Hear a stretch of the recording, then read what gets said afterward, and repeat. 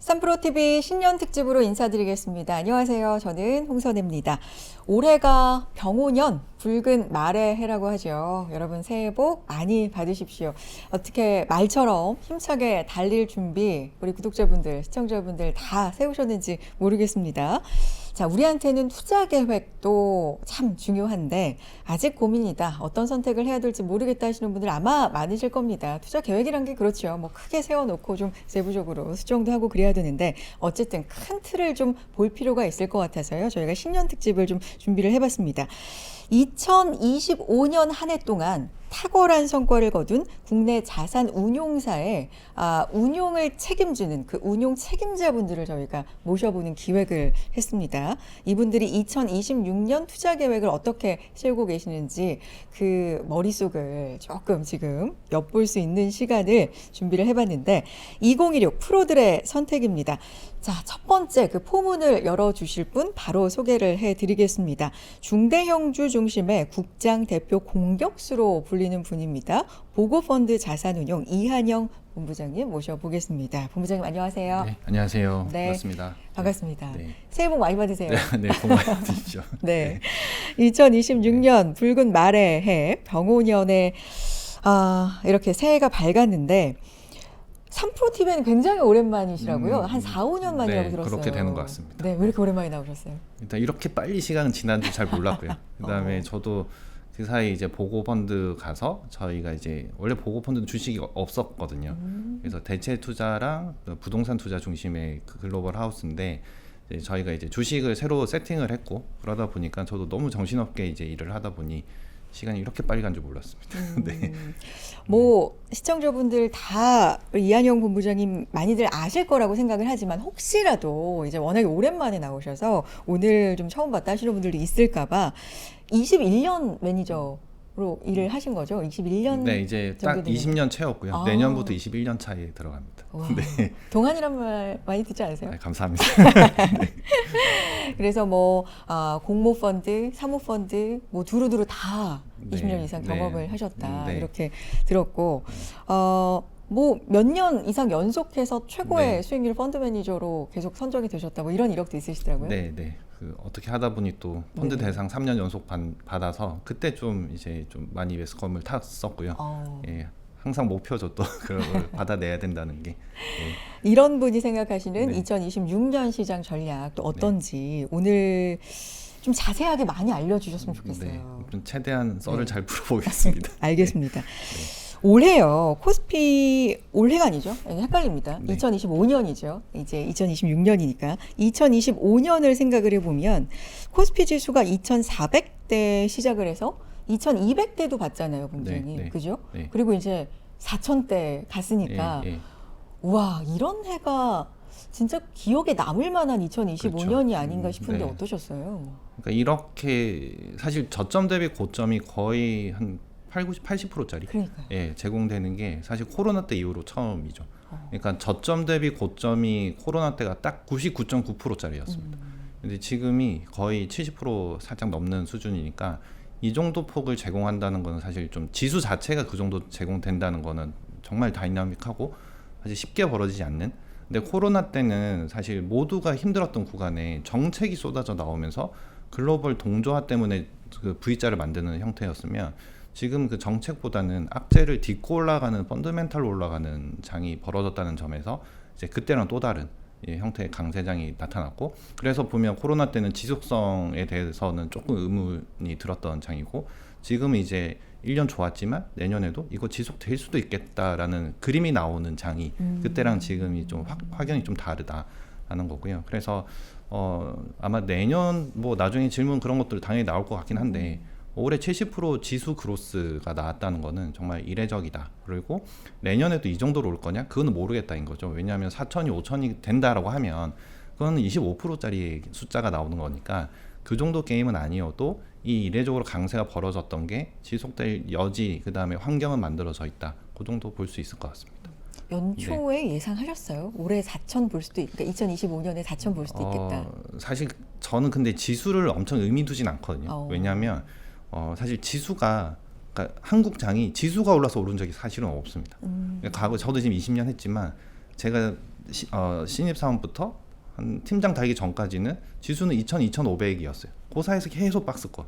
야. 그다음에 제가 팀장 이후로는 간헐적으로 왔다 갔다 하긴 했지만 2,500에서 3,000 사이의 박스권이었죠. 그래서 20년 평균으로 치면 그냥 저의 중간값은 2,500이거든요. 그러니까 우리가 박스 P라고 불렀던 거고. 그러니까요. 근데 그 주도했던 sek터나 대장주들은 항상 있었고, 그다음에 한국장에서도 10백원은 항상 나왔었거든요. 그래서 그게 중요한 게 아니라 한국장은 이렇게 종목장이 될 거냐. 그러니까 주도하는 섹터와 대표주가 있으면 수익은 낼 수 있다. 그게 기본적인 값이었는데 올해는 이제 지수가 움직였죠. 그런데 그 사실 올 초는 너무 이제 정치적인 변화가 많다 보니까 그렇죠. 이거는 우리가 예상한다기보다는 대응의 영역이었고, 근데 이제 어쨌든 우리가 6월달 기준으로 대선이 끝나버리는 상태에서는 이제 처음으로 한국의 지수를 건드릴 수 있는, 그러니까 멀티플을 건드릴 수 있는 이벤트가 발생됐기 때문에 그때부터는 어쩌면 이거 한번 좀 오랜만에 처음 보는 장이 열릴 수도 있겠다라는 좀 생각을 했었습니다. 그래서 연초에는 사실은 이 정도까지는 생각 안 했었고 대신에 종목은 되겠다 이 생각은 했었고요. 왜냐하면 기본적으로 실적이 좋기 때문에.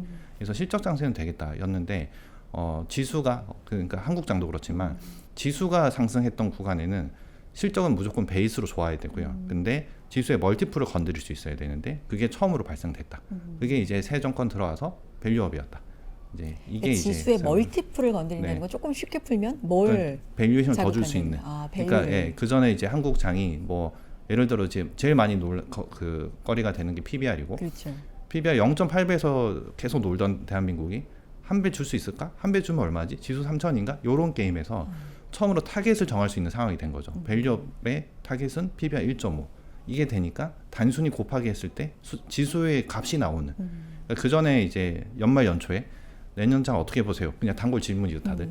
그런데 그렇게 되면 아마 증권사고 매니저고 다 똑같이 얘기하죠. 그러니까 내년에 이익으로서 얼마에 밸류에이션 레인지를 얼마를 주면 뭐 지수가 3,000에서 3,200 나와요. 이게 기본적인 패턴이었는데 네. 이번엔 처음으로 PBR 1.5 얼마입니다. 딱 나와버리는 그런 상황이 올해 하반기에 벌어졌기 때문에 기존이랑 좀 다른 장이 연출됐다. 이렇게 볼 수 있습니다.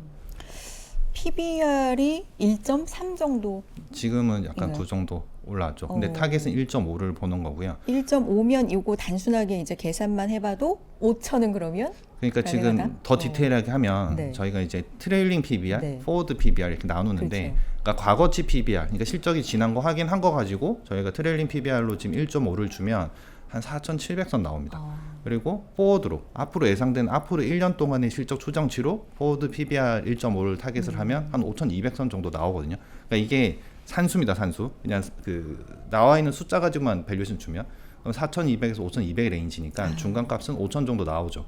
그래서 지금 이제 아마 좀 무난하게 보시는 분들은, 그러니까 이 로직에서는 이 중간값이 5,000이 나오니까 산수적으로 5,000 정도는 타겟을 잡아볼 수 있다라는 거고, 이게 PBR 어쨌든 밸류에이션을 적용을 하려면 여하튼 우리 그 기업들이 북이 좋아야 되는데, 북이 좋으려면 결국은 실적이 좋아야 되는 거고, 근데 그 방향성은 지금 동일하거든요. 그래서 실적도 좋아지지만 좋아지는 섹터도 확산되고 있기 때문에 처음으로 정책적으로 멀티플을 건드리는 상황이 됐기 때문에 이게 전개됨에 있어서 조금 가시성이 높아지는 구간이 아닌가. 그리고 이게 아까 첫 질문처럼 처음으로 한국장에서 벌어지는 일이다. 네, 그래서 지금은 약간 위로 다른 느낌의 시장이 연출되고 있다. 이렇게 보면 될 것 같고, 이거는 올해도 이어지지 않을까 싶습니다. 네.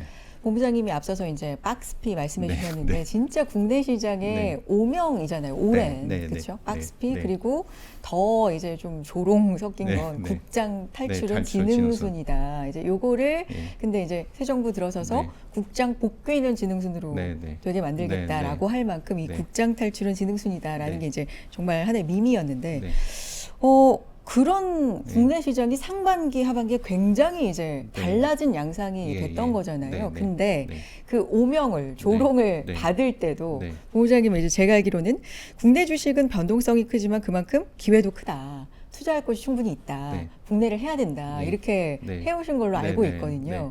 뭔가 그런 말씀을 주장을 아. 하셨을 때 네, 네. 어떤 반응들도 상반기 하반기가 굉장히 달랐을 것 달랐죠. 같은데요. 그죠? 네. 그러니까 어. 그러면 요거부터 네. 먼저 좋아요. 좀 드리면, 네. 이거는 조금 재밌는 얘기를 좀 풀어서 드리면, 네. 자료 보죠. 네, 자료로 보면 이거는 제가 거의 한 3, 4년째 쓰는 장표라 거의 똑같습니다. 네. 그래서 똑같은데 이게 뭐였냐면 올 초입니다. 올 초에 처음으로 기억해 보시면 저거죠. 이제 작년까지 미국에서 주식을 너무 많이 먹었다. 수익이 많이 났다. 그래서 올 초에 웬만한 판매사들, 증권사, 은행들 다들 뭐냐면 이제 미국 주식에서 조금 차익 실현을 하고 이제 자산 배분 측면에서 안 오른 근데 밸류션이 되게 싼 한국 주식을 올해는 좀 해볼까? 라는 게 연초였습니다. 연초여서 사실은 이 구간에 이제 펀드를 설정하기 시작합니다. 근데 저희가 펀드를 새로 만들 때 특히 저희처럼 사모펀드 만들 때 보통 한 3주는 걸립니다.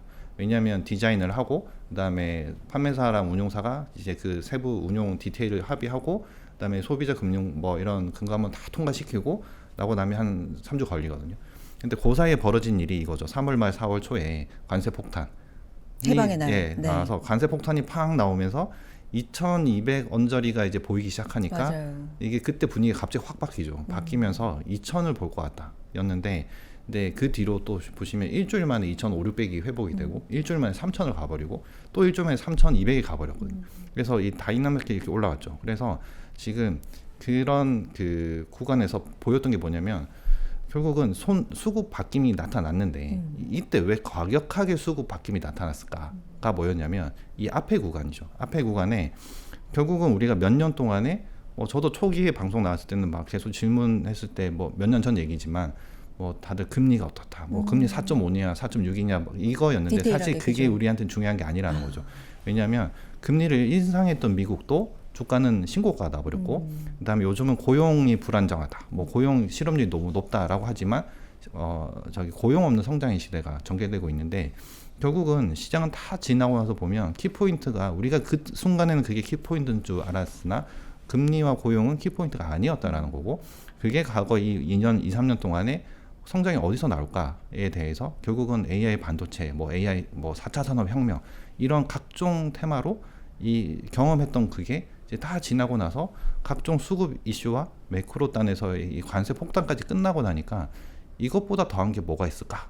없다라고 하면 온전히 이제 성장에 대한 집중을 하기 시작했던 거고 그게 이제 이 값으로 표출된 거다라고 하는데 그래서 한국장을 제가 마지막 페이지로 하나 더 연결해서 보여드리면 이거랑 연결해서 스토리적으로 말씀드리면 이게 저거죠. 저의 과거 20년 돼서 네. 제가 요 구간 저는 2005년 1월부터 운용을 시작을 했거든요. 네. 예, 은행 풀업부터 시작을 해가지고 저는 그래서 고유자금 절대값을 내는 거에 약간 주특기가 있는 상태로 시작을 한 거죠. 그래서 보면 그냥 이랬습니다. 박스 P였죠. 그러니까 이렇게 리만 때 한번 출렁한 거, 그다음에 코로나 때 출렁하고 슈팅한 거. 야, 진짜 지독한 박스네요. 정말. 제외하면 네. 그냥 이 아웃라이어 값들을 두 개를 제외하면 그냥 일직선입니다. 그러네요. 그래서 이 노란색 음영처럼 2,500이 그냥 자연스럽게 이렇게 형성되죠. 예, 이거였는데 이때 잘 보시면 우리가 주제를 잘 정했으면 됐죠. 그러니까 한국장에서 이 시대가 열렸는데 우리는 완전 지수가 급등을 안 하니까 일단은 주의 환기가 안 되는 거죠. 일단 지수가 좀 가볍게 움직여주면 투자자들이 이 주의 환기가 되는 거죠. 미국장이 왜 확 쏠려갔냐? 그러니까 지수가 일단 움직여주니까 일단 저기서는 투자의 기회가 발생하고 나한테 리턴이 오는구나가 이제 그냥 가만히 있어도 직관적으로 인식이 되니까 된 건데 한국장은 지수를 보면 가만히 있는데 여기서 내가 돈 벌 수 있어? 이런 상황이 너무 많았던 거죠. 그러니까 보통은 안정적으로 투자를 할 때 우리가 지수에만 뭐 적립식으로 네. 예를 들면 이런 식으로 하면 잃지는 않아. 뭐 이런 관점이 우리는 맞습니다. 안 통했던 기간이 너무 많았다. 맞습니다. 그래서 이제 국장 조롱 뭐 이렇게 된 그러니까요. 건데 근데 또 보면 이 저의 신입사원 시절이죠. 지금 잘 되는 이 주식들 그 당시에 처음으로 성장을 했던 이 제조업들이 중국의 성장이라는 베이스 하에서 뭐 철강 주식 뭐 전부 다 이렇게 철강 조선 방산 지금이랑 똑같죠.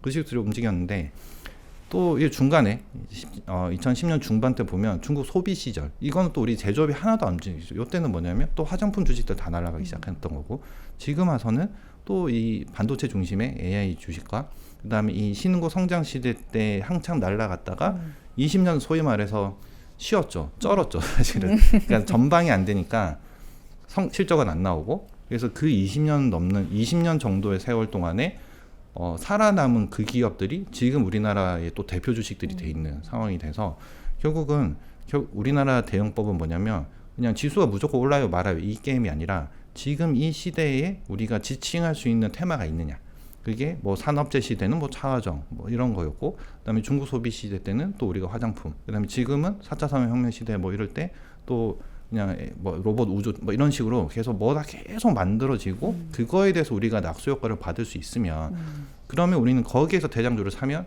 수익이 나는 게임이었거든요. 근데 이게 개인들이 보실 때 난이도가 높죠. 왜냐하면 종목 잘못 찍는 순간에 어떤 건 급등하지만 어떤 건 계속 끝없이 빠지기만 하니까 너무 재미가 없는 거죠. 그래서 한국장이 이제 난이도가 좀 높았다. 그리고 우리는 또 변동성이 너무 빠르잖아요. 순환매, 섹터 순환매 너무 빨랐던 거거든요. 왜냐하면 지수가 편하게 움직여주면 돈이 쭉쭉 들어오는 시장이면 그냥 살 게 생기면 잘 먹은 거 조금씩 줄여서 사면 이게 자연스럽게 돈의 순환매가 되는데, 우리는 그게 아니라 언제든지 이 종목이 빠질 수 있다는 불안감을 가지고 언제든지 먹고 빼고 돌려야 되는 이 상황이 되니까 좀 변동성이 더 커졌던, 그게 이제 한국장을 좀 안 보게 되는 상황까지 이어졌었는데, 그렇지만 한국의 결은 하나였다. 그러니까 주제를 잘 정하고 대장주를 잘 잡으면 여하튼 그 대장주들은 그래도 이 텐베거 역할들이 항상 해줬다. 그리고 그 기업들이 꼭 작은 주식이 아니어도 상관없다. 그리고 항상 대장주들이 더 세게 움직였다. 그게 뭐 포스코도 그랬었고, 그다음에 뭐 하나에어로 뭐 현대일렉 이런 주식들을 보면 지금 몇 년째 우상향이죠. 그리고 또 최근 1, 2년 와서는 또 하이닉스가 대장주 역할을 하는 거고, 이 시가총액 30등 안에 있는, 아니면 조금 멀리 가면 50등 안에 있는 주식들이 엄청난 그 실적 성장으로 시총 순위 바뀜 할 때는 아까 서두에 말씀드린 대로 실적도 오르지만 멀티플이 건드려지는 순간에 텐베가 나와버리는 거죠. 그래서 뭐 단순히 그렇죠. 실적이 20%가 오른다. 그래서 펄을 20배를 주다가 실적이 20%, 30% 계속 오르는데 계속 봤더니 이 주식이 산업을 지배하고 있네. 그럼 프리미엄을 주죠. 그래서 펄을 만약에 20배를 주다 갑자기 30배씩 주기 시작하면 20이 30이 되는 순간에 그로스가 여기서 50%더 나와버리죠. 그러면 주식 수익률이 게임이 달라지는. 그래서 이제 이 대장주가 탄생하는 거고요. 반대로 또 끝날 때는 실적은 천천히 빠지죠. 근데 이 그로스가 없으면 밸류션 먼저 빼버리거든요. 그러면 30이 만약에 20% 떨어지면 이건 50% 먼저 박살 나고 시작하는 거죠. 그래서 성장주는 급등이지만 성장주의 말로는 급락이라는 게 이제 이 패턴인데, 결국은 말씀드린 이 지금 몇 번의 대답에서는 첫 번째, 결국은 지수도 그렇고 대장주도 그렇고 멀티플을 건드릴 수 있는 환경이 됐느냐. 근데 지금까지 아니었다. 근데 이제는 이게 연출되기 시작했다. 그래서 좀 세게 가기 시작하고, 이제서는 좀 확신을 가지고 자금이 세게 들어오기 시작하니까 한국장도 수익률에서 전혀 뒤지지 않는 어쩜 글로벌 탑 그로스의 수익률이 나오는 그런 상황이 되는 것 같습니다. 그래서 이제서야 좀 실적에 대한 펀더멘털에 대한 재평가를 좀 제대로 받기 시작한 거 아니냐, 네, 이렇게 보는 수 있습니다. 그러니까 실적 대비해서 우리가 네. 뭐 저평가돼 있냐 네, 이런 부분을 정말로 주가에 고스란히 정직하게 네. 반영을 할 수 있는, 그러니까 네. 멀티플을 그야말로 예, 예. 자극하고 요 계산이 가능한 요 환경이 2025년 네. 하반기 네. 중반 이후부터는 좀 나오기 네, 시작했다. 네, 네. 요 부분을 지금 네. 말씀해 주셨는데 네. 국장은 난이도가 항상 네. 쉬웠던 적은 없습니다. 그죠? 네. 말씀해 주셨지만 없지만 네. 그럼 2025년은 뭐 네. 코스피가 70% 이상 올랐다 네. 그래서 쉬웠냐? 네. 이런 걸 보면 주변에 보면은 뭐 수익률을 보면 어려웠다. 생각보다 뭐 맞습니다. 별로인데 네. 뭐 네. 이런 부분도 있고 예, 예. 본부장님 이제 사모펀드 시장의 네. 구조를 보시고도 이런 걸 좀 네, 네. 많이 느끼셨다고 해서 그 부분 좀 짚어주셨으면 좋겠거든요. 네네. 사실 일단 복잡했다라고 느끼시는 부분이 이거죠. 이게 올해 연중으로 대충의 일정들입니다. 이렇게 위에 그 제가 네모표로 쭉 해놓은 거. 그러니까 저도 이제 저희가 투자 전략 잡을 때 약간 이런 식으로 하는 겁니다.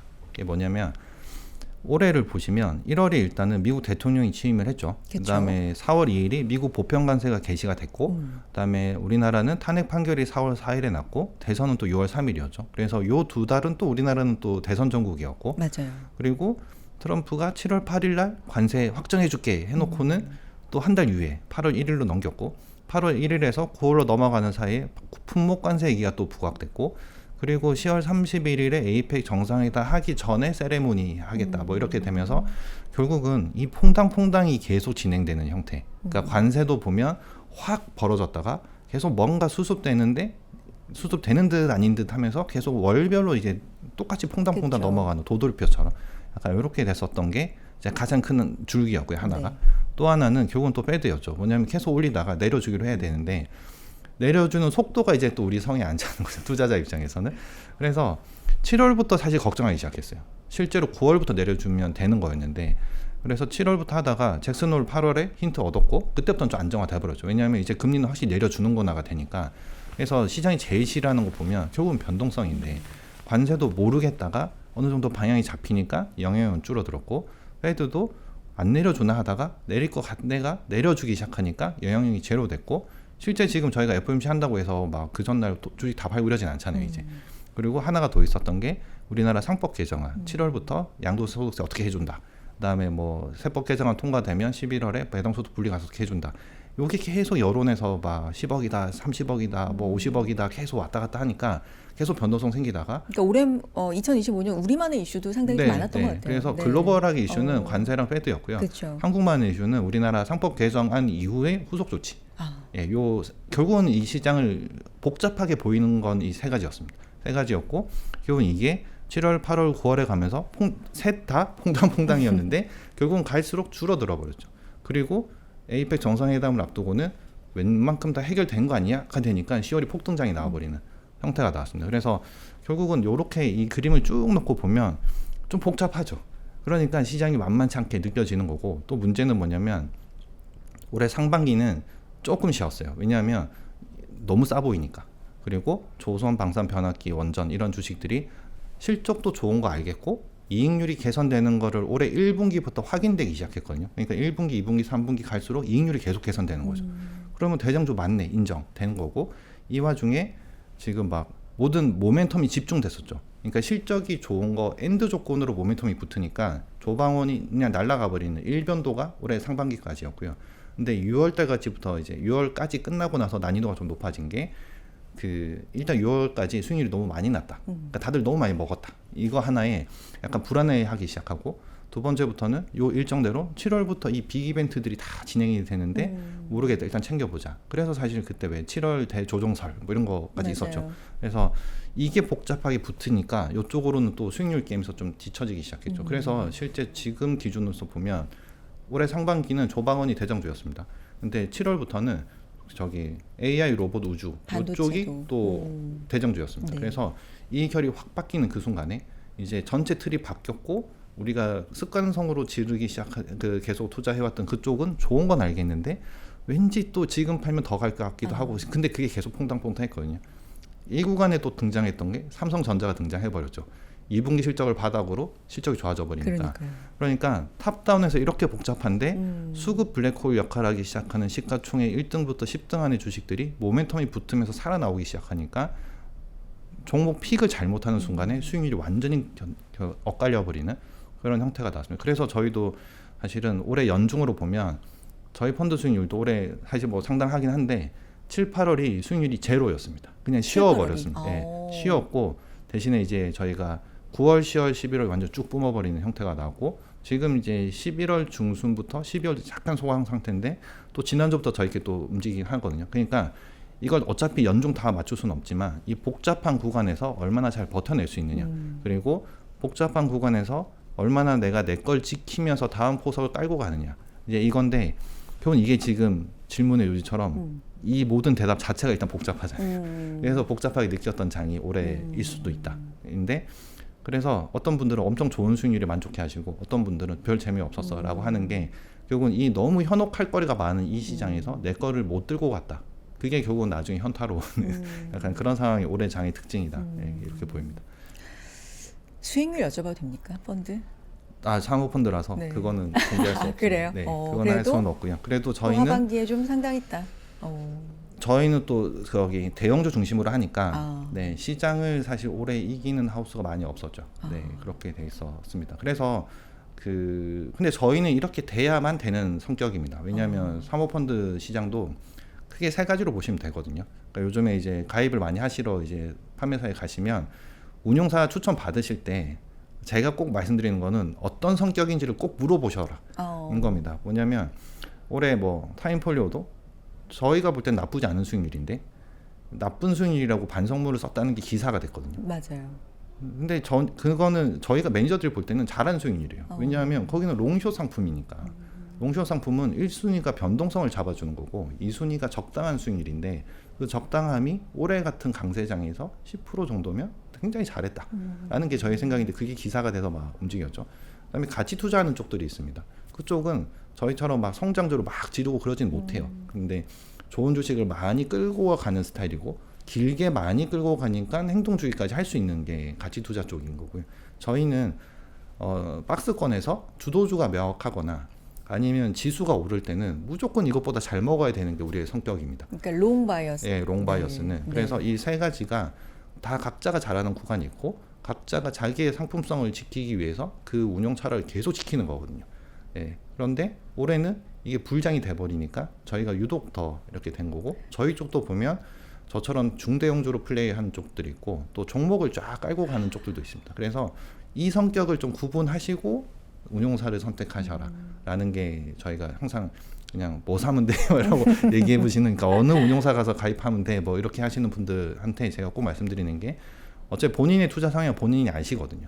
그래서 그거에 맞는 운용사를 선택하시라고 하는 거고, 그리고 이제 뭐 뉴스나 이런 거 보실 때도 그다음에 이제 운용사들이 이쪽은 요런 부류다라는 거를 구분해 보시면서 보시면 좀 더 이제 그냥 기사 제목에만 현혹되지 않는 간접, 그러니까 뭐 어차피 상품 투자는 간접 투자니까 예, 그렇게 좀 뭐 좀 도움 되실 것 같습니다. 롱숏인지 롱 바이어스인지 가치 투자인지 가치 네. 투자인지 뭐 네. 이런 부분을 좀 구별을 해야 된다. 어쨌든 2025년은 롱 바이어스가 좀 수익률이 좋았죠. 아주 네. 좋았다. 네.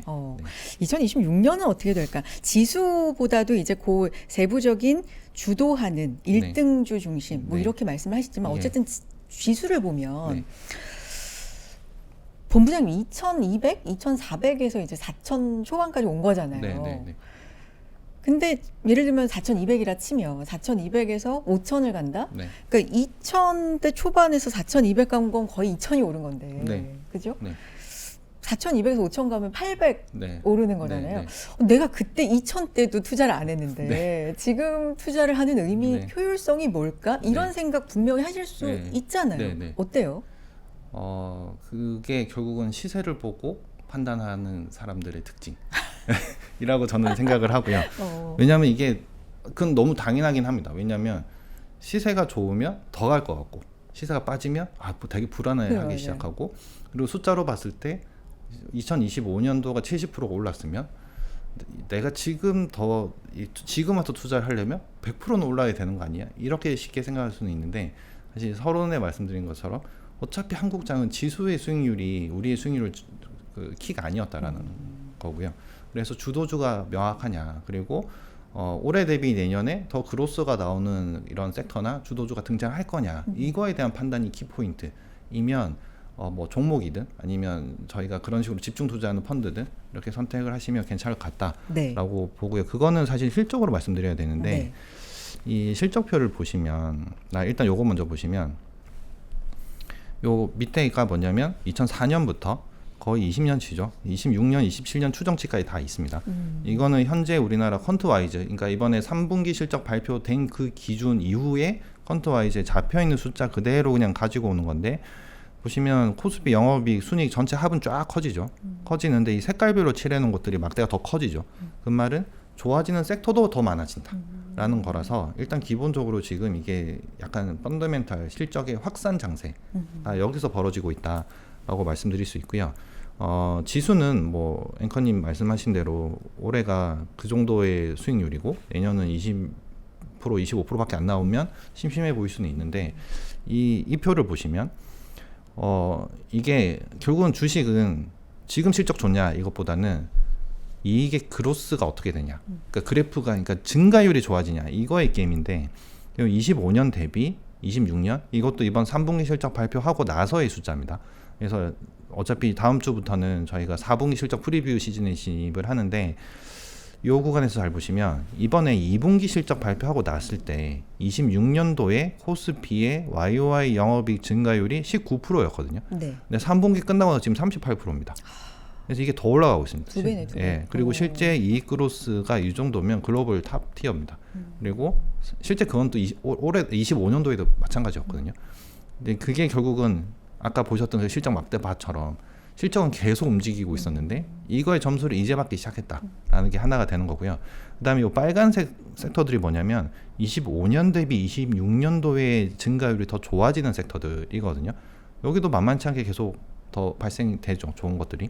그렇게 해서 오른쪽을 보시면 이게 섹터별로 좋아지는데 26년도에 좋아지는데 영업이익 증분의 1등부터 5등까지를 그냥 컨트와이즈에 잡혀 나오는 대로 그냥 적는 겁니다. 제가 그 숫자를 튜닝하는 건 아니고. 이렇게 보시면 지금 원래 다들 많이 들고 계실 만한 2025년도에 상반기 최고 주도주였던 조방원은 종목이 안 바뀌죠. 왜냐하면 이 기업들 특징이 뭡니까? 3년치에 수주를 받아놓고 이제 매출로 인식하기 시작하니까 바뀔 일이 없는 겁니다. 우리가 체크할 건 딱 한 개죠. 이익률이 계속 좋아지느냐.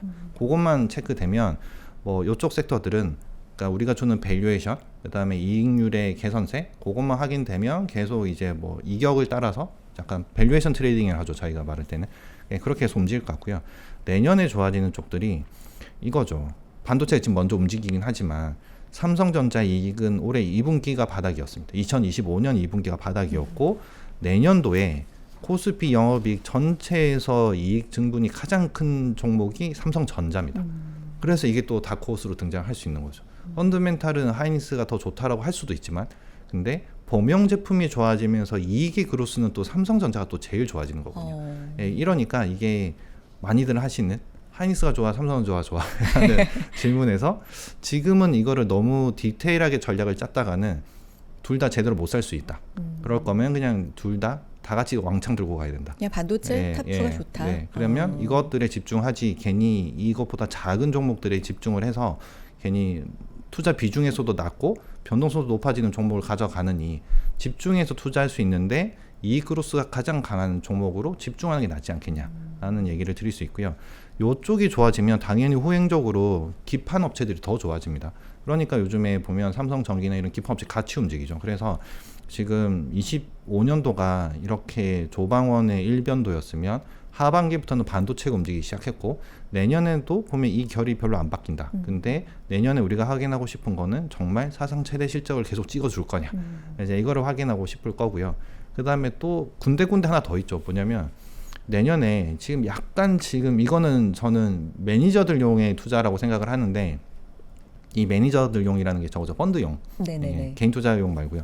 뭐냐면 구조조정이 되니까 업계 구조조정으로 수혜를 받을 수 있는 화학업체들이 한국의 기업들이지 않겠냐라고 하면서 내년에 이익의 증분이 높다라고 지금 잡혀 나옵니다.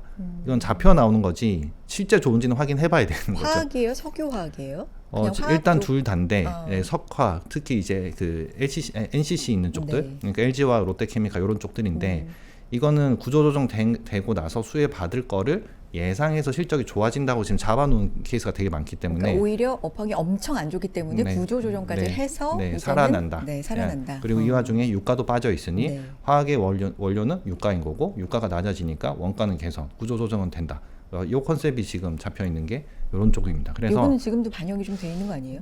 근데 아직은 뭐 왔다 갔다 하는 거죠. 왜냐하면 이 실적에 대해서 신뢰성이 없기 때문에. 그래서 어느 순간에 이게 만약에 정말 실적으로 분출되기 시작하면 너무 오랜 세월 동안 밑에서 이제 쉬었던 주식이기 때문에 가능성이 있습니다. 그래서 이렇게 놓고 보면 여러 가지 도사리는 것들, 뭐 예를 들어 엔터도 저렇죠. 하이브가 올해는 안 움직였죠. 근데 심플하게 25년도에는 하이브에 BTS가 없었으니까 26년도에는 BTS 컴백을 하니까 25년도에 YG엔터가 블랙핑크가 컴백하면서 신고가를 낸 것처럼 같은 구조가 잡힐 수 있는 거 아닐까? 이 고민할 수 있는 거죠.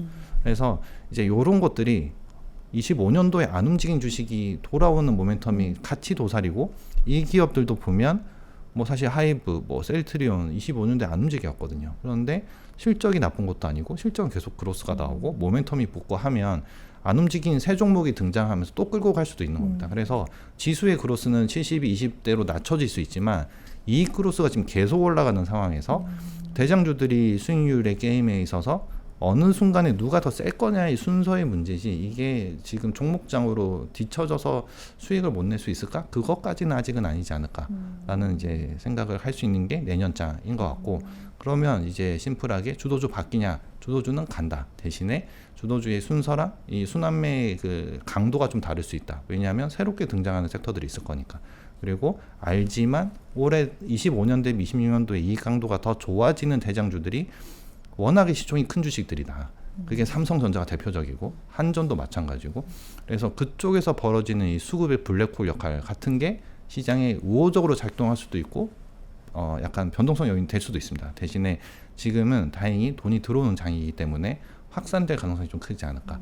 그리고 전자나 한정 같은 대장주 큰 주식이 움직여주면 사실은 보수적인 자금도 시장이 좀 잘 들어올 수 있거든요. 그래서 약간 마중물 역할을 할 수 있지 않을까 그런 생각도 하고 있습니다. 요 장표는 좀 캡처 같은 걸 해놓고 네. 꾸준히 한번 예, 저도 이게 네. 저희도 실적 발표할 때마다 네. 계속 업데이트를 하거든요. 예, 어차피 이제 실적 발표는 마지막 날 딱 정해져 네. 있으니까. 근데 이거의 변화만 계속 봐도 좋았던 거 반영된 건지 아니면은 새롭게 등장하는 종목들은 기회 요인을 찾아보는 거죠. 근데 이게 등장한다고 해서 무조건 그건 아닙니다. 그러니까 이 표를 보시고 이거 지금 사야 된다 이건 아니고요. 어차피 3분기 실적 발표치면 과거치라서 대신에 추정이 되는 거죠. 저희가 이 결이 살아갈 거냐 말 거냐. 예, 이렇게만 보시면 투자하실 때도 무조건 믿지 말고 검증해야 된다. 저도 계속 지금 말씀드리는 게 매니저들 저희가 하루 종일 하는 게 뭐냐면 계속 기업 탐방 다니는 겁니다. 가서 우리가 볼 때는 이런 구조인데 이익률이 개선될까요? 아니면 이게 좀 더 길게 봐야 될까요? 이거 체크하러 다니는 거거든요. 근데 이거 없이 그냥 이것만 보고는 사실 하지 않죠. 예. 그래서 그런 거를 이제 길잡이 역할, 약간 그런 느낌으로 보시면 될 것 같습니다. 참고용으로. 네, 참고용으로만. 네. 이 부분 한번 저도 눈여겨 보겠고. 반도체 말씀을 이제 뭐 삼성전자, 근데 삼성전자를 다크호스라고 표현하기에는 네. 상당히 우리 뭐 시총 네, 1등 네, 네. 종목인데, 네. 근데 어쨌든 이게 굉장히 상징적인 게 저희가 특집, 신년 특집에 모시는 분들에게 사전에 이제 설문을 했습니다. 2026년 예상되는 주요 이슈, 변수 여쭤봤는데 정말 올, every 모든 분이 네. 네, AI 반도체를 네, 네. 꼽아주셨고 네, 본부장님도 거기에 네, 이제 네, 네. 들어 있으시겠죠. 네. 당연한 결과이긴 한데 네. 이 반도체라는 게 뭐 우리한테는 너무나 비중이 큰 섹터이기도 네, 하고 세계적으로 봤을 때도 지금 AI 없이는 뭐 그렇죠. 시장을 네, 얘기할 네. 수가 없는 네. 지경이기도 하고 네. 2025년 전반을 봤을 때도 AI 거품이 네. 잊을만 하면 중간중간 나오면서 시장을 또 괴롭혔어요. 근데 네. 결과론적으로 봤을 때는 네. 그렇게 출렁일 때마다 샀었어야 되는구나 맞습니다. 거든요. 네, 네. 그럼 2026년은 어떨까? 전반적인 좀 뷰를 주시겠어요? 그러니까 일단 제가 나머지 섹터에 대해서는 좀 전에 실적표로 네. 말씀을 드렸고요. 네. 그냥 또 워낙에 또 다 핫 이슈라서 그래서 결국은 그 질문이 뭐랑 이어지냐면 이번 투자 사이클이 얼마까지 지속될 거냐랑 그렇죠. 같이 이어지는 거거든요. 그게 이게 시작을 언제로 봐야 돼요, 그러면? 얼마까지로 우리가 뭐 몇 년으로 만약에 예상을 한다면 굳이 시작은 한 24년 중후반? 그 챗 정도? GPT가 나온 시점이 아니라 24년 중후반 정도로 봐야 돼요? 그러니까 투자 비중을 가지고 저희가 체크가 가능한 시점. 예, 그러면 한 24년 중후반부터는 좀 의미 있게 투자 비중이 올라오기 시작했으니까. 그러니까 AI에 대한 투자 비중이 올라오기 시작했으니까 그 정도로 그러면 한 잡고 시작하는 1년 반 정도? 네, 그 정도 보지 않을까요? 근데 어차피 그거는 정의하기 나름이라 시점은 뭐 완전히 처음부터 나왔을 때부터 시작하는 것도 뭐 맞는 것 같고요. 저는 그냥 그것보다는 제 눈에 보이는 우리가 데이터로 확인할 수 있는 투자 비중이 언제부터 의미 있게 오르기 시작했냐. 그때부터 본격화된 거다라고 봤을 때. 그럼 그 기준으로 보면 네. 지금 한 1년 반 정도 지났다. 1년 반 정도 지난 거 아닌가 네. 싶고요. 그래서 제가 25년도에도 설명을 계속 드릴 때 아까 질문도 이미 다 지나갔습니다. 네네. 그게 뭐냐면 왜 어떻게 뭐가 바뀌었길래 4천까지 온 거냐 맞아요. 대한민국이. 그래서 결국은 첫 번째가 멀티플을 건드릴 수 네. 있는 요인이 생겼다. 그리고 그거를 말할 수 있는 실적이 뒷받침이 되고 있다. 그리고 시장에 오랜만에 수급이 다 들어오고 있다. 이거였고 그 다음에 약간 퐁당퐁당 거렸던 게 이건 관전 포인트가 뭐길래 그게 이제 관세 패드 한국 정책. 그럼 지금 전부 다 관심이 주도주 그대로 갈 거냐 바뀔 거냐 그것까지 내게 됐고 그 다음 마지막 남은 게 그거죠. 이 AI 이 논란 어떻게 될 거냐. 그리고 이 투자 사이클은 언제 끝날 것 같냐라고 하는데 외사 뭐 레포트들이야 뭐 2030년 뭐 이런 거 계속 나오죠 요즘에. 근데 2030년을 지금 저희는 알 수 없다. 그건 모르겠고요. 그래도 저는 한 2년 2, 3년은 그래도 좀 되지 않을까라는 생각인데 이유는 이제 차트로 보시면 네. 이겁니다. 요 오른쪽 위에 거가 뭐냐면 미국 경제분석부에서 GDP 대비 AI 관련 투자 비중을 발표를 해줍니다. 그래서 이 숫자가 올라오기 시작하는 거 보면 여기 2024년 중반부터 오르기 시작하죠. 요 숫자들이. 그런데 GDP 대비 이 IT 버블 시절, 요 구간이죠. 요 구간. 이 IT 버블 시절에 IT 투자 비중은 GDP 대비 2.2%가 넘어갔었어요. 근데 지금은 뭐 많이 오른 것 같지만 1.5%밖에 안 됩니다. 예. 그래서 전체 미국 GDP 대비 1.5%인데 이거랑 그다음에 IT 버블 뭐 지금 오라클의 이슈로 이게 IT 버블까지 확산된 거잖아요. 근데 보면 이렇게 선을 그어 놓고 보면 한 50%도 안 왔는데 그러니까 이 느낌이 들죠. 그다음에 또 뭐냐면 그 캐펙스죠. 결국은 투자니까. 이 IT 버블 때 TMT라고 하죠. 저희가 뭐 텔레콤, 미디어 뭐 이렇게 보시면 이 회색 하늘색 선 인텔 뭐 시스코 이런 주식들의 캐펙스 비율인데 캐시 플로우 대비 캐펙스 비율입니다. 이게 IT 버블 때 요 정도까지 치고 올라갔죠. 한 105%까지 치고 갔다가 그 뒤로는 그냥 여기는 수렴될 수밖에 없는 거고. 근데 이제 AI 쪽이 살살 올라오기 시작하죠. 엔비디아, 구글, 아마존 이런 기업들의 캐시플로우 대비 캐펙스 비율이 올라오는데 이제 50%, 60%이 언저리까지 올라왔습니다. 그러니까 결국은 돈을 버는데 아무리 투자를 계속 하지만 돈을 계속 더 많이 버니까 그렇게 안 올라오고 있다는 거죠. 근데 오라클이 이슈가 된 건 그냥 프로젝트를 못 하는 상황이 됐으니까 그냥 그 단에서의 이 허들이 작용된 거지. 이게 뭐 반도체가 공급 서플라이가 나서 이런 이슈가 전혀 아니잖아요. 그러면 이 논란은 되게 커졌으나 약간 저 생각에는 딥시크 때 같은 그런 논란거리가 되면서 오히려 시장의 공부를 더 많이 할 수 있게 해주는 계기가 된 요인이 딥시크 이후에 오라클이지 않을까 싶은 거고, 투자 비중을 보면 요런데 그러면 시장에 돈이 또 왕창 쏠렸냐 그쪽으로 이렇게 보시면 이 전체 유동성 M2분의 주식 비중 미국입니다. 이렇게 쭉 보시면 이 IT 버블 때였고 지금은 요 정도입니다. 52, 3%. 아, 이렇게 네. 보니까 뭐 그때에 비하면 네, 그러니까 이렇게 보면 그냥 정상적인 투자가 올라오는 거 아닌가? 그러니까 또 다르게 표현을 해보면 이렇게까지 계속 투자를 해야 되는데 이제 이거밖에 안 됐나라는 생각도 할 수 있죠. 차트로만 놓고 보면. 그래서 이 논란이 되게 컸으나 그냥 성장통이지 않을까라는 생각을 하고 있고요. 그 다음에 이 언제까지 될 거냐는 결국은 이거의 차트가 어디까지 올라갈 거냐의 그건데, 일단 뭐 전망치들이야 다들 뭐 몇 년씩 얘기하지만 과거를 한번 보시면 이거는 하나증권의 자료입니다. 이게 너무 좋아서 제가 좀 쓰겠다고 네. 가져온 건데, 이거는 저도 항상 말씀드렸던 좋은 기업이 뭐냐는 매출, 영업이익, 순이익, 그러니까 저희가 손익계산서 기준으로 밑으로 내려갈수록 그로스가 더 세게 나오는 기업이 좋은 기업이거든요. 그 말은 매출은 되는데 이익률이 커진다는 거고, 그래서 제가 여기 영업이익률을 다 따로 표시해 드렸습니다. 그래서 90년대의 대장주는 마이크로소프트였고 2000년 초중반에는 엑슨모빌이었고 그다음에 2010년대 중반 때 나이키였고 그다음에 2020년으로 넘어가는 시점에 AMD였는데, 이 공통점이 뭐냐면 매출은 당연히 커져야 돼요. 증가해야 되고 이익률이 좋아져야 되는데 공통점이 또 있죠. 아까 말씀드린 대로 이익률 꺾이면 멀티플 먼저 빼고 주가는 폭락이 나온다. 다 똑같은 현상이 나왔어요. 뭐냐면 성장하다가 빨간색 글자로 제가 표시해 둔 거, 이익률이 조금이라도 빠지면 폭락이 바로 동반되죠. 이게 끝이었거든요. 그러니까 제가 여기도 적어놨지만 강세장의 시작과 종료는 무조건 그 시대의 대장주가 결정하는 겁니다. 근데 그 시대의 대장주가 이익이 안 끝났는데 시장이 끝난 적이 없습니다. 그래서 지금은 당연히 엔비디아다. 근데 엔비디아를 15년 거부터 이렇게 쭉 보시면 이번 실적 발표하고 나서의 숫자 전망치까지 보시면 엔비디아는 25, 26, 27 영업이익률이 계속 올라가죠. 아직은 올라가는 걸로 예상되고 있습니다. 이건 알 수는 없죠. 네네. 근데 예상되고 있습니다. 되고 있으면 당연히 하이닉스는 수혜를 받는 하이닉스는 이익률이 좋아지겠다라고 볼 수 있는 거고, 여기에서 2027년 넘어갈 때 보시면 하이닉스는 이익률이 빠지는 걸로 지금 잡혀 있습니다. 그래서 우리가 이 걱정을 언제 해야 되냐? 2026년 3분기, 4분기 실적쯤부터는 혹시나 이게 빠질까를 체크를 해야 되는 거죠. 예, 그래서 근데 그게 아닐 수도 있는 거죠. 더 올라갈 수도 있습니다. 왜냐하면 여기에 반영 안 된 거, 요즘에 반영 안 된 게 이 정도까지 디램 가격이 오를 줄 몰랐다. 그러니까 범용 가격이 지금 랜드까지 튀고 있는데 이거가 반영 안 돼 있거든요. 그래서 아까 3분기 실적 나오고 삼성전자 이익증이 확 올라갔지만 지금 다음 주부터 프리뷰 자료 나오기 시작할 때 어떻게 될지 또 모릅니다. 그래서 이거는 그때 가서 발품 팔아서 확인해야 된다인 겁니다. 그래서 오라클 등등으로 주가 조정 나올 때 결국은 지나고 나서 보면 그때 샀었어야 된다. 근데 왜냐하면 주도주가 끝나려면 말씀드린 대로 실적이 끝나야 되는데 이게 안 끝났다.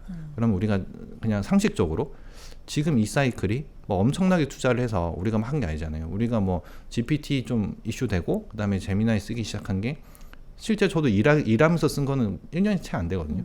근데 이제 벌써 버블인가 이게? 이런 고민이 있는 거고, 이것들이 지금 진화가 되고 있고, 그것들이 빨아들이는 반도체 수요와 전력 수요가 쇼티지라는 게 너무 눈에 보이고, 근데 그걸 제공해주는 변압기 업체나 반도체 업체나 모조리도 공통점은 예전에 한번 망할 뻔했었다. 망할 뻔했었기 때문에 공격적인 공급량을 안 늘린다. 그리고 망했던 기업들이 동종업체에 많아서 이제 살아남은 기업들이 이 승자승 독식의 구조를 다 만들어내고 있다. 근데 이 와중에 트럼프 때문일 수도 있고 덕분일 수도 있지만 미국의 제조업이 없다는 걸 우리가 확인했고 또 때문에 모든 나라가 제조업을 각자 도생해야 된다. 이게 있기 때문에 한국 제조업의 러브콜이 계속되는.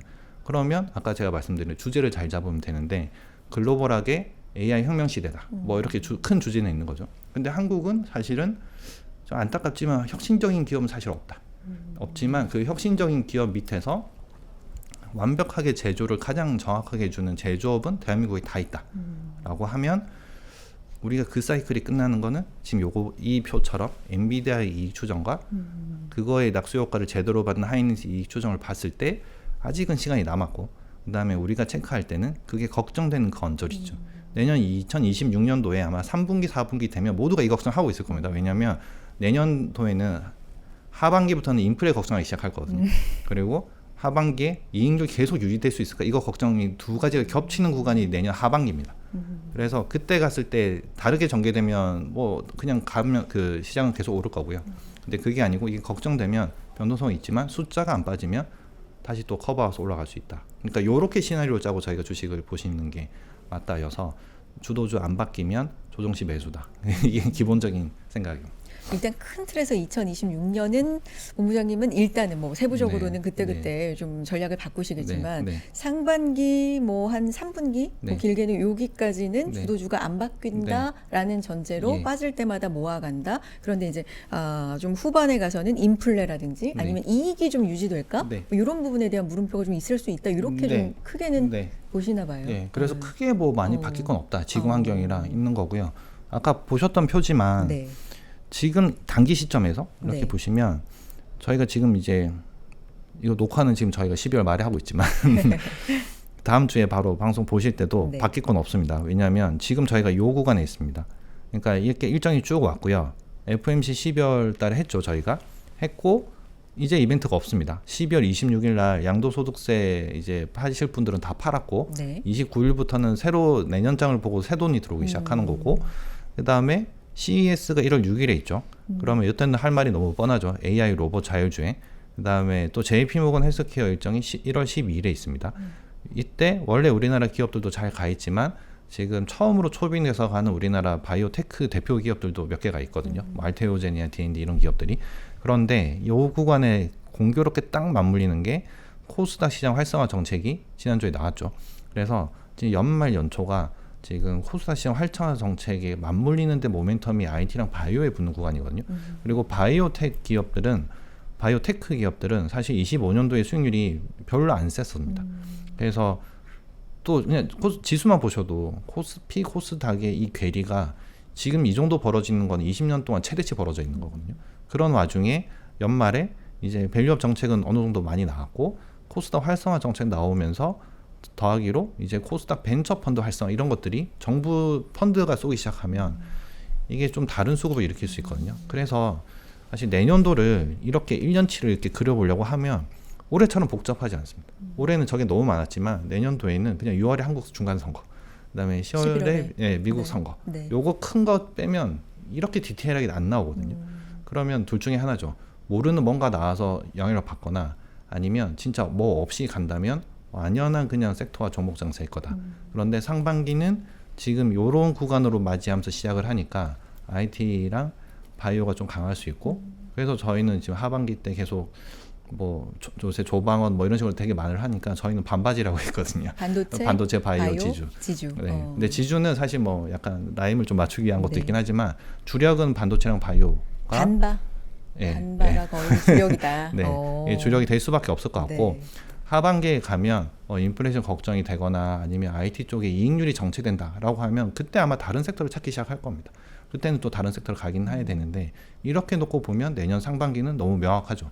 그냥 반도체 바이오로 가는 게 맞고 하반기는 복잡해지거나 인플레가 걱정되거나 등등이 나오면 결국은 실적 좋은데 밸류에이션 싼 주식으로 갈 거라서 아까 아니면 2025년도에 아니면 아까 그 표에서 보여드렸던 실적 성장주에서 다음 바톤을 뭐 받을 섹터들이 존재는 합니다. 그래서 그때는 그렇게 가서 좀 디테일하게 전략을 짜면 될 것 같고 상반기까지는 조금 그래도 이 장에 종목장에 묻어서 가는 게 좀 전략적으로는 유리할 거다 이렇게 판단하고 있습니다.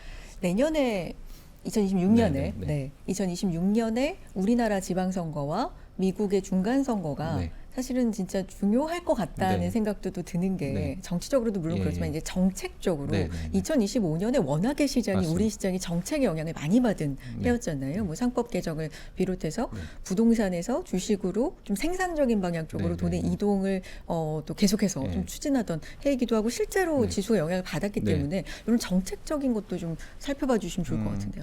정책적인 네. 거는 결국 이게 정치는 저희가 뭐 알 수 없지만 근데 정치보다 정책이죠. 정책으로 네. 하면 일단은 밸류업 지수라는 네. 거는 사실 좋은 카드였다 아. 생각을 하고요. 이건 뭐 정치색을 떠나서 어. 그냥 그거는 좋은 카드였다. 왜냐하면 이거에 대해서 외국인이 점수를 엄청 많이 주는 겁니다. 왜냐하면 한국을 사야 할 때는 딱 한 가지였거든요. 그냥 싸다 이거였어요. 실적은 잘 나오는데 싼 건 알겠다. 왜 그랬냐면 그 하나만 더 보시면 네. 이 표가 우리가 올해 25년도에 계속 보셨던 PBR 0.8, 0.9 한배선입니다. 이건 트레일링으로. 예, 보시면 이 2017년도에 17년 앞을 보시면 그래도 한국이 PBR 0.9는 버텼어요. 계속 버텼는데 왜 버텼냐? 많이 빠지면 연금이 샀으니까. 0.9는 사야 PBR 한 배 팔면 지수 10%는 먹는 게임. 그러면 펀드 수익률은 한 15% 20% 나오니까 이 로직이었는데 17년도에 나왔던 얘기가 딱 한 개였죠. 코리아 디스카운트. 왜? 일본식 저성장이 들어갔다. 그래서 봤더니 코스피 ROE가 8%, 그러니까 PBR 0.8. 이게 단순 로직이었거든요. 어떻게 한 배도 안 돼. 네, 이런 얘기를 그때 네. 진짜 많이 그렇죠. 그런데 네. 그 뒤로 쭉 보시면 진짜 0.8로 뚝 떨어집니다. 그리고 0.8에서 이제 다 버텨요. 왜냐하면 마찬가지로 국내 수급은 국민연금만 받쳐줬으니까. 였는데 이제 심플하게 반대로 코리아 디스카운트인데 코리아 밸류업이다. 일본식 저성장이 일본식 밸류업이다. 1.5. 이걸 외국인 점수를 주는 거죠. 그래서 외국인들이 점수를 주려고 봤더니 한국 애들은 다 기업도 실적도 좋고 돈도 많고 북도 큰데 북이 크니까 밸류가 싸진 거잖아요. 그런데 이제 그게 우리는 뭐 M7만 보면 북이 엄청 커, 북은 작죠. 그러니까 PBR이 막 4배, 5배 나오는 거고 한국은 북이 크니까 작은데 실적이 성장하네. 얼마나 좋은데 이렇게 되는 게임이 되는 거예요. 그래서 이 정책은 잘 됐다. 그리고 두 번째로 나오는 게 이것 때문에 외국인이 한국을 딱 건드려주기 좋은 포인트가 된 거고요. 그 다음에 나왔던 것들이 코스닥 활성화 정책. 괴리가 너무 크면 실적이 안 좋으면 뭐 할 말이 없는데 코스닥도 똑같이 실적이 같이 올라가는 사이클이거든요. 근데 너무 괴리가 발생했는데 여기가 너무 소외된다는 거는 뭔가 불균형이 있다는 건데 이거를 건드릴 수 있는 정책이 나왔기 때문에 되는 거고 또 만약에 이쪽도 수익률이 오르기 시작하면 분명히 돈이 같이 확산돼 들어올 겁니다. 들어올 건데 결국은 이것저것 다 있지만 저는 뭐 이런 결은 계속 살려서 가져야 된다. 뭐 이게 정권이 바뀌도 말도 상관없이 그래야 정말 오랜만에 물 들어오는 장에 계속 이 순봉 역할을 해줄 거다인 거고 하나만 뭐냐면 결국은 지난주부터 이제 결국은 이슈가 나왔는데 환율인 거죠. 그렇죠. 그래서 이게 환이 무조건 높다고 좋은 게 아니잖아요.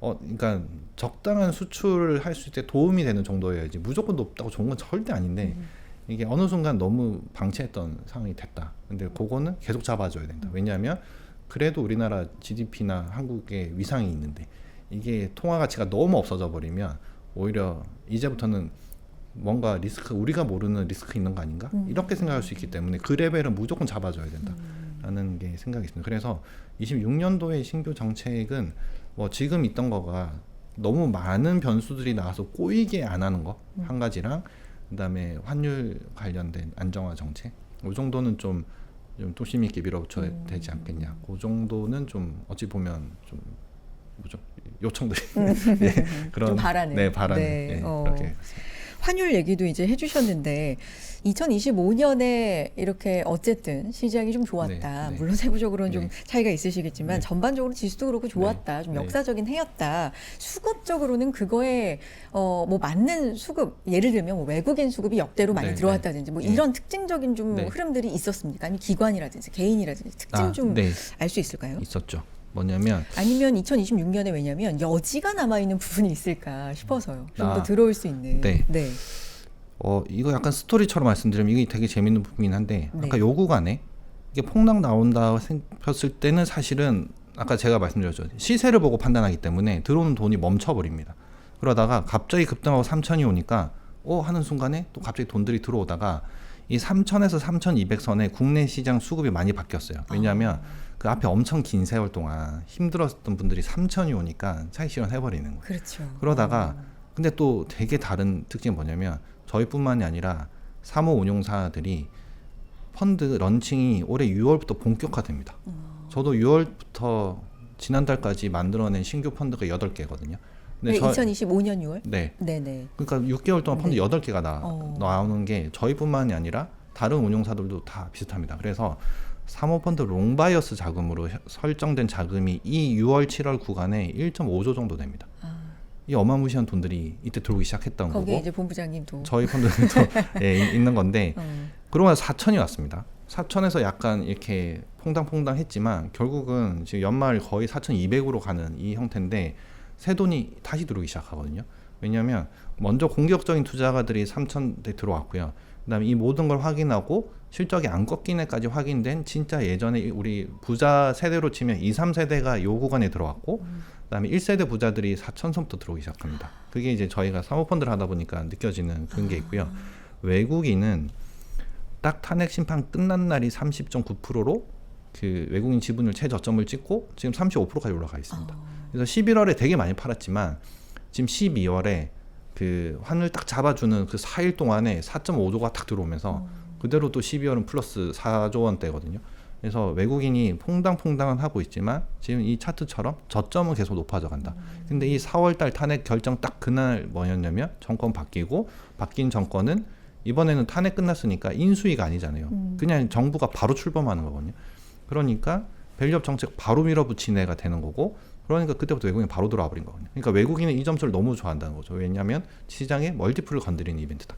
인 거고 이것 따라 우리나라도 계속 들어오는데 지금 사실 뭐 이건 우리가 확인할 수는 없지만 뭐 국내 연기금의 국내 투자 비중 이게 마지막 관건이죠.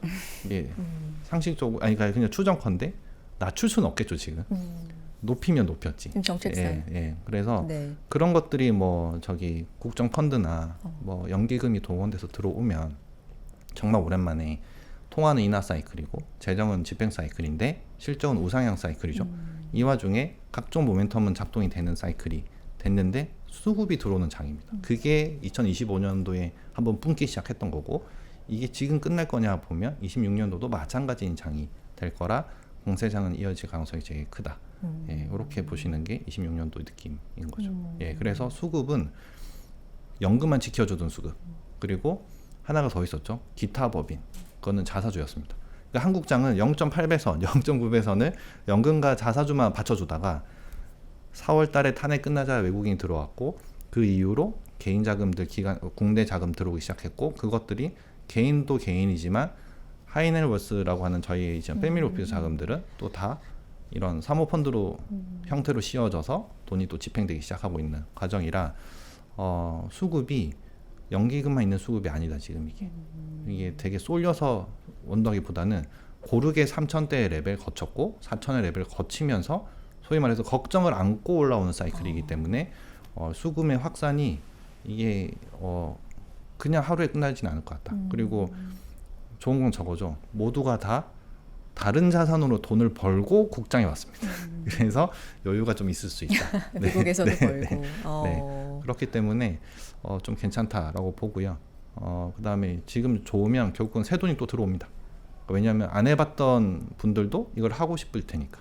예, 그래서 그렇게 놓고 보면 우리나라 M2가 뭐 3,200~300조 될 텐데 저도 이 데이터를 뭐 언제 봤는지 몇 년 전에 보긴 했는데 통화량. 지금은 네. 더 올라갔겠죠. 네. 근데 그 자금 중에 1%만 움직여도 예, 그게 제 생각이거든요. 그래서 1%만 움직여도 그 다음에 국내 투자 비중에서 연기금이 국장을 낮추지 않고 플러스를 만들어 주거나 아니면 하나는 더 있죠. 하이닉스의 투자 비중 제한이 연기금들은 9.99로 정해져 있으니까 이게 근데 이제 의미가 없죠. 이미 12, 3%가 돼버렸으니 이거의 제한이 삼성전자처럼 시총 더하기 2%로 바뀐다거나 그러면 다른 수급이 붙을 수 있죠. 예, 그래서 26년도는 종목마다 되게 좀 사실 25년도도 다를 건 없었죠. 삼성전자 하이닉스가 하루에 막 5%, 7%씩 움직이는 장이니까.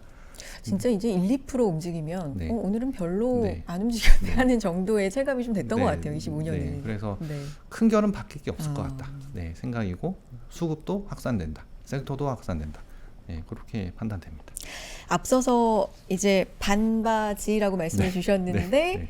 특히 반바에 조금 더 진한 네. 글씨로 네. 반바가 좀 네, 움직일 것 맞습니다. 같다. 또 있어요? 또 섹터 좀 주목할 만한? 아니 그건 아까 그 실적에서 실적 말씀드렸던 그 부분, 걸로 장표, 그걸로 가름하고. 하시면 될 것 네. 같고요. 그다음에 사실 그 순간순간에 가장 좋아 보이는 섹터가 있을 겁니다. 근데 그게 새로운 종목은 아닐 겁니다. 그러니까 올해 장도 그랬고 25년도 장도 그렇고 26년도 장도 그렇고 같은 종목인데 매매만 잘 되면 수익률은 같은데 계속 올라가는. 근데 그 말은 가운데 계속 돌려야 된다는 말인 거죠. 그래서 그럴 장인 것 같아서 굳이 다른 섹터에 너무 집중하자. 그러니까 소위 말해서 전선을 넓힐 필요가 없다. 그러니까 우리가 아는 전선 내에서만 집중하면 된다. 이제 그게 기본적인 생각이고 어차피 내년도가 완연한 종목 장세, 섹터 장세라고 하면 이 대응법이 좀 더 나을 거다 이렇게 말씀드릴 수 있을 것 같습니다.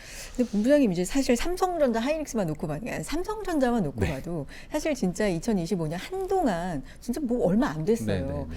뭐 AI 뒤쳐졌다, 삼성전자 위기다, 큰일 났다, 네. 수율 안 나온다, HBM, 네. 뭐 퀄테스트 그 뭐 희망 고문만 한다 이런 정말 네. 부정적인 얘기가 쏟아지고 나서 정말 어느새에 진짜 딱 순간이었던 것 같거든요. 네.